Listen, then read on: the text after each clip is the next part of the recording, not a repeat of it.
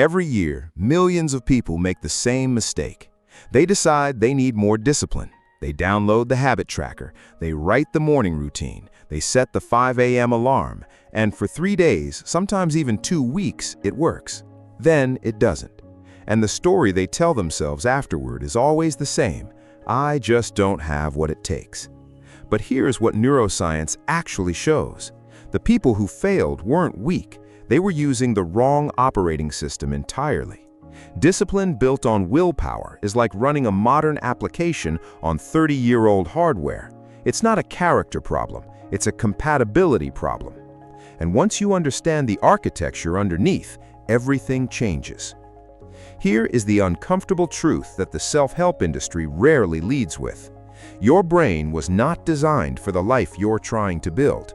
For the vast majority of human evolutionary history, hundreds of thousands of years, survival meant one thing: conserve energy, grab rewards fast, and avoid unnecessary expenditure of effort that didn't produce immediate returns. Those were the ones who lived long enough to pass their genes forward.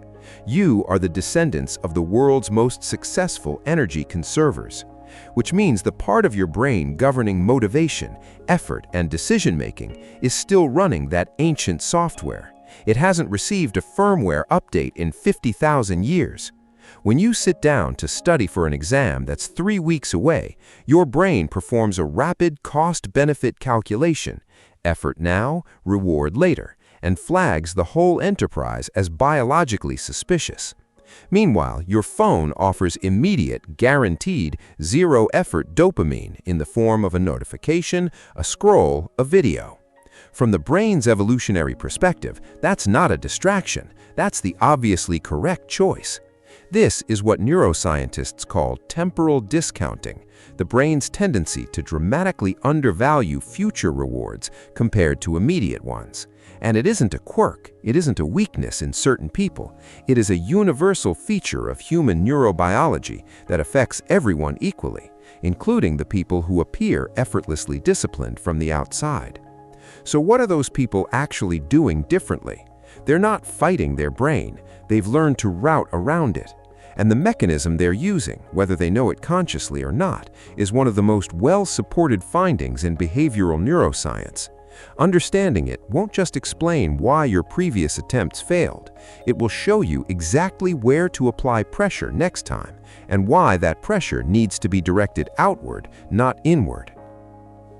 Let's start with what's actually happening in your brain when you attempt and fail to sustain a new behavior. Every action your brain takes is governed by a simple energy accounting system.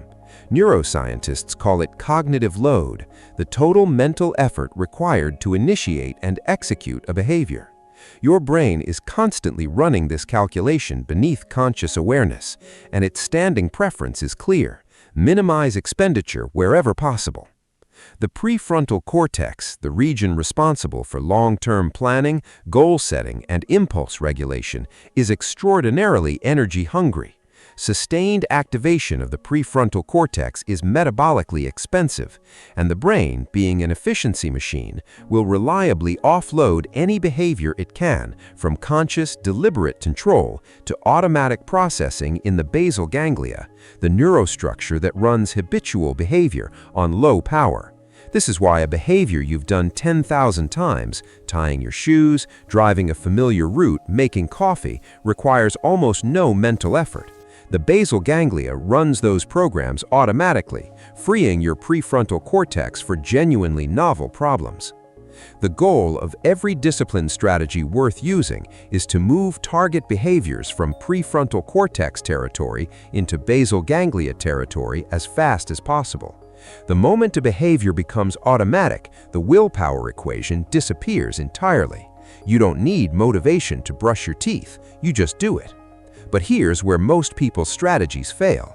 They try to accelerate this transfer through sheer repetition and force of intention, which is the slowest, most failure-prone method available. Because every time you have to consciously decide to do something in an uncomfortable environment, you're drawing from a resource that depletes across the day. Psychologist Roy Baumeister's research on ego depletion showed that self-regulatory capacity functions like a limited daily resource. Each act of conscious resistance, choosing the salad, not checking your phone, sitting down to work when you'd rather not, draws from the same cognitive reservoir. By evening, even people with exceptional self-control showed dramatically reduced resistance to temptation, not because they became weaker, because the tank was empty. This is the fundamental flaw in willpower-based discipline. You're fighting a war of attrition against your own cognitive resources, and you will always eventually lose. So what actually works? The answer comes from an unexpected direction: environmental design. A landmark study conducted at Cornell University by researcher Brian Wansink demonstrated something that should permanently change how you think about behavior. Researchers moved a cafeteria's water dispenser from behind the counter to the front of the serving line, making water the first and most visible option. The result? Water consumption increased by 34% with zero additional motivation, zero campaigns, zero instructions to staff or customers. Nobody tried harder, nobody became more disciplined. The environment changed and behavior followed automatically. This is what neuroscientists call choice architecture, the principle that the physical and contextual structure surrounding a decision shapes that decision more powerfully than the conscious intentions of the person making it. Your brain always moves toward the path of least resistance. The discipline hack is to make the right behavior the path of least resistance. Now apply this to your own life. Every friction point in your environment is a tax on your motivation. Your gym clothes at the bottom of the drawer, that's a tax. Your phone on your desk during work, that's a tax. Your reading list saved in a browser tab you never open, that's a tax. These aren't small inconveniences, they're structural obstacles that your brain uses to justify avoidance. Remove the taxes and the behavior flows. But there's a second mechanism layered on top of environmental design that is even more powerful, and it operates at the level of neural wiring. Your brain already contains dozens of deeply grooved automatic behavior loops. Neuroscientists call these habit loops, a three-part circuit consisting of a cue, a routine, and a reward. Once a habit loop is sufficiently reinforced, the cue alone triggers the entire sequence automatically, bypassing deliberate decision-making entirely. The insight that changes everything: you don't have to build new loops from scratch. You can attach new behaviors to existing ones. Researchers call this implementation intention, and a meta-analysis of 94 independent studies published in the Psychological Bulletin found that people who used implementation intentions were 2 to 3 times more likely to follow through on target behaviors than those who relied on motivation and intention alone. The mechanism is simple. When an existing automatic behavior fires, making coffee, locking the front door, sitting down at your desk, your brain is already in execution mode. The basal ganglia is active. The cue, routine, reward circuit is running. If you attach a new target behavior to this moment, it drafts off the existing neural momentum rather than requiring a cold start. 2 minutes of focused breathing after your morning coffee requires almost no activation energy because the coffee routine has already primed the system. This is how behaviors that once felt heroic become invisible, not through motivation, through architecture. Understanding the mechanics of thought is only useful if it changes how you operate daily. Here are 4 concrete practices drawn directly from this science. Protocol 1. The friction audit. Set a timer for 10 minutes and walk through your physical environment with one question. What makes the wrong behavior easier than the right one? Phone within arm's reach during work? Move it to another room. Healthy food behind the processed food in your fridge? Reverse the order. Workout clothes packed in a bag you have to find? Lay them out the night before where you can't avoid seeing them. Research by Wendy Wood at USC, one of the world's leading habit scientists, found that the single strongest predictor of whether a behavior was performed was proximity and convenience, not motivation or intention. For every friction point you remove from a desired behavior, you meaningfully increase its probability of occurring. You are not engineering motivation, you are engineering inevitability. Protocol 2. Behavior stacking. Identify 3 behaviors you already perform automatically every single day without conscious thought. Now, attach 1 new target behavior to each, immediately following the existing behavior, specific in duration and small enough that refusal would feel almost absurd. The formula is after I, existing automatic behavior, I will immediately new target behavior for specific duration. After I pour my morning coffee, I will write 1 sentence in my journal. After I sit at my desk, I will work without opening my phone for 15 minutes.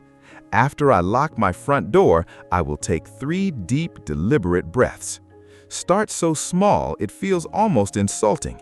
The goal in the first 2 weeks is not output, it is neural coupling, getting the new behavior attached to the existing cue reliably enough that the basal ganglia begins to absorb it. Protocol 3. Designed for your worst day. Most habit systems are built for the motivated version of you, the version that woke up well-rested, had a good morning, and is running on full cognitive resources. That version shows up about 3 days a week. You need a system that works for the other 4. For every target behavior, ask what is the absolute minimum version of this that still counts. Not what you'll do when everything goes well, what you'll do when everything goes wrong. Running habit, the minimum is putting on your shoes and walking to the end of the street.